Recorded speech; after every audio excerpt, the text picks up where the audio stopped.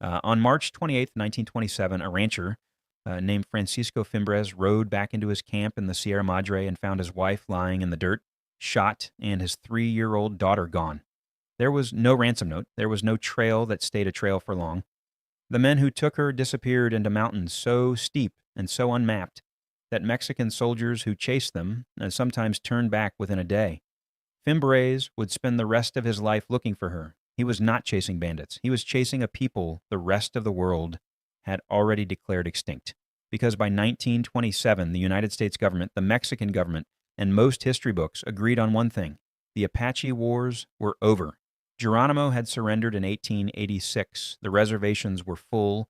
The story was closed, except somewhere in the folds of the Sierra Madre, a small band of Apache men, women, and children had never surrendered at all. They had walked into the mountains 4 decades earlier and simply kept walking. No treaty, no reservation number, no name in any government ledger. For close to 50 years, they raided, vanished, raised children, buried their dead, and left almost nothing behind except hoofprints that stopped where the rock began. This is the story of the last free Apaches, the people who survived 47 years in a place where no one, not the U.S. cavalry, not the Mexican army, not professional trackers with dogs and rifles, could ever quite follow. By the end of this video, you will understand exactly how a handful of families outran 2 national militaries for 2 generations, why the mountains themselves were the real weapon, and what actually happened to the last of them, because the ending of this story is stranger and more recent than almost anyone expects. To understand how this was even possible, you need the moment everyone thinks was the end. On September 4th, 1886, Geronimo walked down from Skeleton Canyon and surrendered to General Nelson Miles. Photographs were taken. Newspapers across the country declared the Apache Wars finished. Geronimo and roughly 400 Chiricahua Apache, including scouts who had fought for the U.S. Army, were loaded onto trains and shipped to prison in Florida, then Alabama, then eventually Fort Sill, Oklahoma. For most Americans, that photograph was the period at the end of the sentence, but it wasn't the end. It was a filter. Not every Apache band that had been resisting was even at Skeleton Canyon. Small, scattered family groups, some Chiricahua, some Nedni, some bands whose names were never recorded by anyone who wrote in English, had already slipped south into the Sierra Madre of Sonora and Chihuahua, and they had no intention of riding into a train car. They knew what Florida meant. They had seen what happened to families who trusted a surrender, so they didn't surrender. They kept moving deeper into mountains that neither government had ever fully mapped, and they stayed there. The men who rode away from Skeleton Canyon with Geronimo were not the last resistors. They were simply the ones who agreed to stop, and even that agreement came with a condition most Americans never learned. Geronimo and the others were told they would be reunited with their families after a short period of relocation. Instead, they spent the better part of 3 decades as prisoners of war, first in Florida, where the humid climate killed dozens of Chiricahua children within the first 2 years, then in Alabama, then finally at Fort Sill. Word of that betrayal traveled. It didn't need a telegraph line. It moved through trade contacts, through relatives who slipped south to warn families still free in the mountains, through the simple fact that promised reunions never happened. For the handful of bands still holding out along the Sonora-Chihuahua border, that was confirmation of something they likely already suspected. A surrender wasn't an ending. It came with terms nobody was ever going to honor. So they stayed out. Some accounts trace the core of this holdout group back to followers of Ju, a Nedni Apache leader who had died years earlier, and to relatives of Chiricahua families who had reason to believe reservation life meant slow disappearance rather than safety. Names blur across the sources that survive, filtered through Spanish-language ranch records. Secondhand Apache oral history recorded decades later, and the occasional U.S. military dispatch that treated the whole matter as a border nuisance rather than a historical event worth documenting carefully. What stays consistent across nearly every version is the decision itself. Rather than risk the fate of the families shipped east, these bands turned south into terrain that swallowed pursuit the way the desert swallows rain. But staying alive in the Sierra Madre took more than hiding.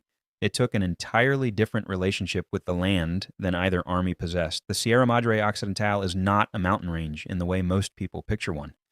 It's a maze of volcanic rock, box canyons, and pine forest that stretches for hundreds of miles along the Sonora-Chihuahua border, cut by ravines so deep that some of them make the Grand Canyon look shallow by comparison.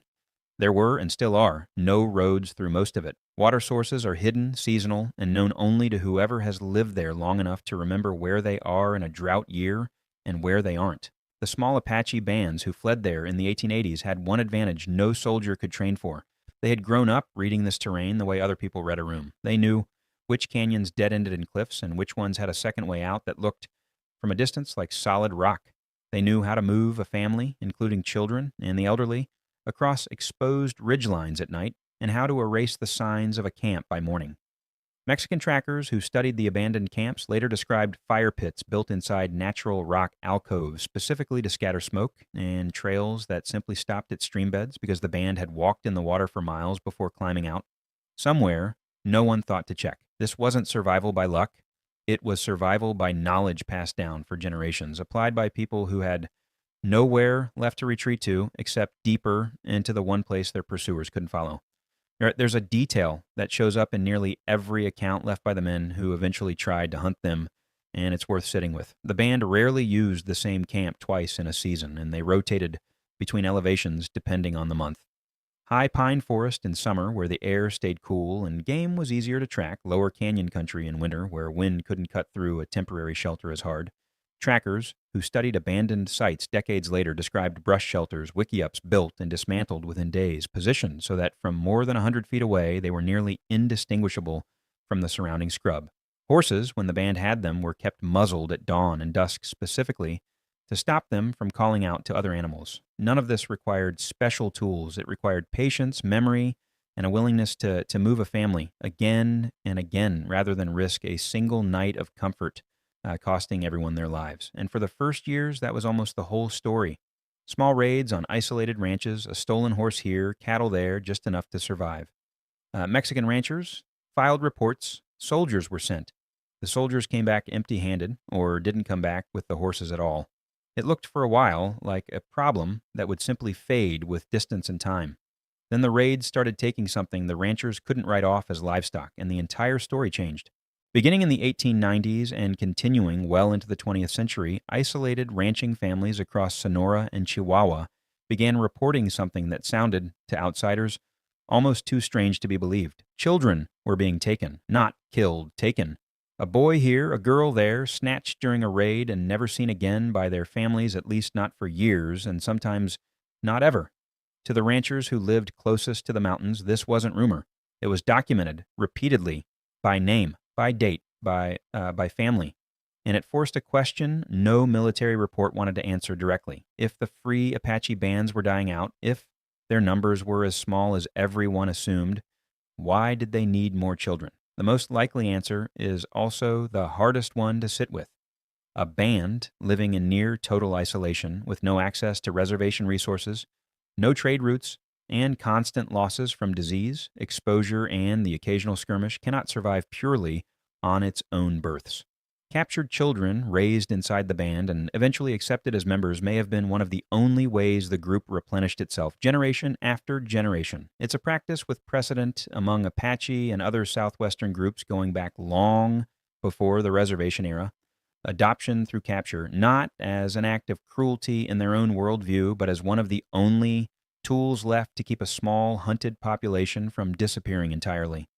For the Mexican families on the other side of that raid, of course, it looked like nothing but tragedy. Both things were true at once, and that tension sits underneath almost every account that survives from this period. One case in particular kept the theory alive for decades. In 1927, the same year Fimbres lost his daughter, a rancher's family near the same region reported the disappearance of a young girl during a separate raid. Years later, a child matching a similar description was reportedly recovered, or at least glimpsed among a group encountered in the mountains, though the details of exactly which family, which year, and which encounter are tangled across multiple retellings, some of them collected by journalists who arrived decades after the fact and had only fragments of ranch memory to work with. What all the versions agree on is the underlying shape of the story. A child taken young enough to forget her first language, raised inside the band, and by adulthood, indistinguishable in dress, in speech, in survival skill, from the people who took her. To the ranching families of the Sierra Madre, these weren't abstractions, they were relatives. aunts who never came home, cousins whose faces showed up briefly in a stranger's camp, glimpsed across a canyon before everyone scattered. It's also what turned Francisco Fimbres from a rancher into a legend. After his daughter was taken in 1927, he didn't stop looking. He organized manhunts funded partly out of his own pocket and partly through donations from other ranchers who had lost livestock, family members, or both. He recruited trackers who knew the Sierra as well as anyone alive who wasn't part of the band itself. He spent years combing canyons that swallowed search parties for days at a time, and over time his search became less about one girl and more about proving these people still existed at all, because by then, most of Mexico's government had quietly stopped believing him. That refusal to believe is exactly what let the band survive as long as it did. For decades, official Mexico had almost no reason to take the report seriously. Isolated ranchers claiming raids by phantom Apaches sounded to officials in Mexico City or even in state capitals like Hermosillo like folklore dressed up as fact. There was no photograph, no captured prisoner, no body that could be definitively tied to a still active band rather than ordinary bandits, of which the borderlands had plenty. Every few years, a rancher would swear he'd seen moccasin prints that weren't his own, or found a camp with fire rings built in a style no local vaquero used, and every few years, officials would file it away as legend. That skepticism became the band's greatest protection. An enemy that isn't believed in isn't hunted with any real resources. Mexican military patrols into the deep Sierra Madre were expensive, dangerous, and, in the eyes of most commanders, chasing ghosts, so they mostly didn't happen. For a group whose entire survival strategy depended on staying invisible, the disbelief of two national governments was worth more than any fortress. But invisibility has a cost too, and by the early 20th century, that cost was becoming impossible to hide. Every winter in the Sierra Madre kills something. Cold, thin game populations, and the sheer physical toll of moving a family group across that terrain again and again, whereas a small population down in ways a reservation, however difficult, does not. Anthropologists and historians who later pieced together fragments of the story, ranch ledgers, oral histories from Mexican families who lived along the mountain's edge, occasional Apache accounts recorded decades afterward, estimate that the free band likely numbered in the dozens by the early 1900s and kept shrinking. Every raid that went wrong cost lives that could not be replaced quickly.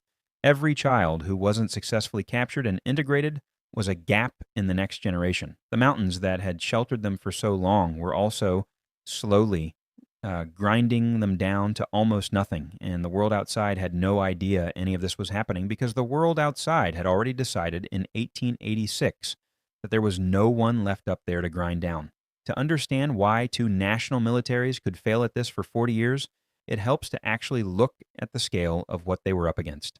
The Sierra Madre Occidental stretches roughly the length of California, cut through by canyon systems so deep and so numerous that even today, satellite mapping struggles to fully catalog every drainage. Copper Canyon alone, one small section of this range, is deeper than the Grand Canyon in places. Multiply that by hundreds of similar formations, layered with pine forest thick enough to hide a fire from 100 yards away, and you start to understand the actual problem facing any pursuit force. A cavalry unit riding into that terrain wasn't hunting a band of people. It was hunting a needle inside a landscape roughly the size of a small country against an opponent who had spent 40 years learning every fold of it while the searchers were still reading a map drawn from a distance. Mexican Army patrols sent into the deep Sierra during these decades sometimes went weeks without finding so much as a fresh footprint, not because nothing was there, but because the people they were looking for had already decided days earlier exactly which ridgelines to avoid. Then, in 1930, something happened that made denial a lot harder to maintain. That March, near the settlement of Nacori Chico in Sonora, a rancher and his family were attacked in an incident that came to be remembered locally as the Bavispe Raid. Accounts describe a small group, moving with the same speed and vanishing pattern reported for decades, striking fast and disappearing back into the Sierra before any organized pursuit could form. It wasn't an isolated report anymore. It joined a growing file of similar incidents, stretching back to the Fimbres attack 3 years earlier. And this time, Enough ranchers, soldiers, and officials had independently reported enough overlapping details. The same style of moccasin print, the same preference for striking isolated homesteads rather than larger settlements, the same total absence of any trail that lasted more than a few miles, that the theory got harder to dismiss as coincidence or exaggeration. By 1933, both governments could no longer pretend the mountains were empty. And that year is when the last confirmed direct encounter with the Free Band took place. The details vary depending on which account you read, filtered through decades of retelling by ranchers, trackers, and eventually journalists who came looking for the story afterward. But the core of it holds steady across most versions. A small group of Mexican trackers and soldiers, some of them men who had spent years building relationships with local ranch families specifically, to gather intelligence on the band's movements, finally located and engaged a camp deep in the Sierra Madre. The party had been assembled specifically for this purpose, funded in part by the years of pressure Fimbres and others had put on regional authorities, and guided by trackers who had learned to read the same signs the band had spent decades trying to erase: a disturbed patch of gravel, a game trail used slightly too often, smoke that thinned out in a pattern no natural fire produced. What followed was brief, violent, and by most accounts left several of the band's remaining members dead. A few, reportedly including at least one woman and a child, were captured. Accounts described the captives as disoriented in a way that went beyond fear, people encountering roads, uniforms, and strangers speaking Spanish for what may have been close to 50 years since before any of them were born. It was the first and only time in nearly half a century that the Mexican state had anything close to physical proof that the people ranchers had been describing since the 1890s were real, alive, and still living exactly as their grandparents had when they walked away from the reservations decades before. For most historians, 1933 marks the effective end of the Free Band as an organized, self-sustaining group. But it doesn't mark the end of the sightings, and that's where the story stops being neat. Because for decades after 1933, isolated reports kept surfacing.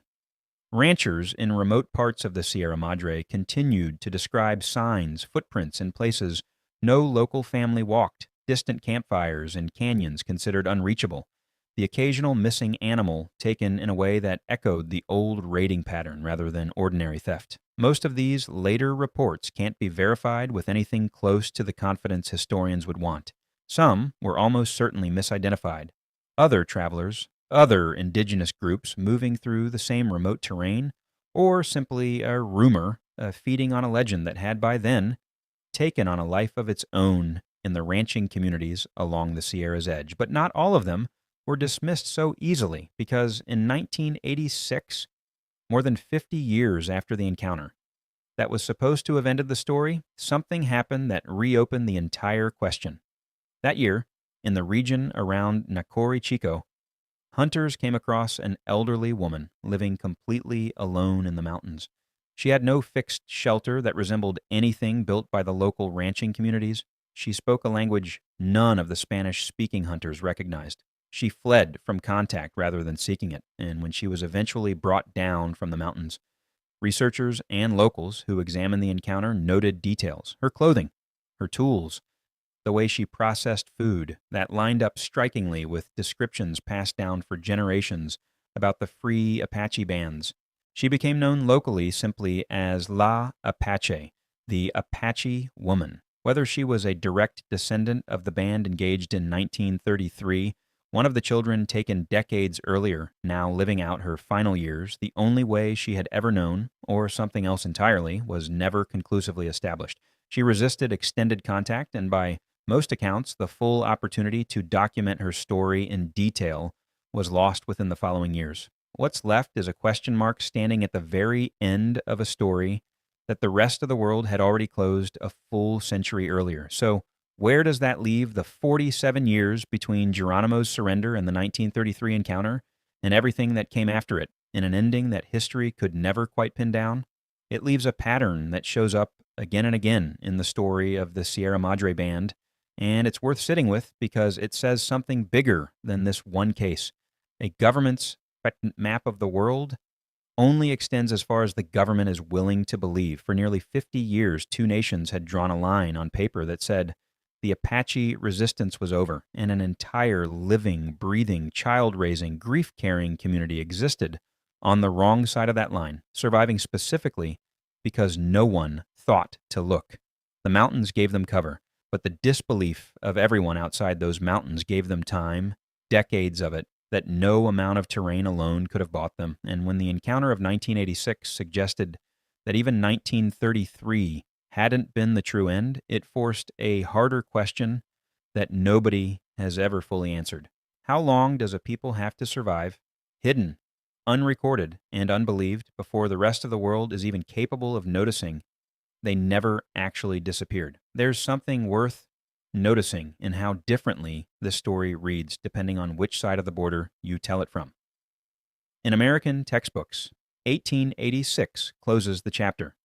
Geronimo's photograph is the last image most students ever see connected to Apache resistance. In the ranching communities of Sonora and Chihuahua, the story never closed at all.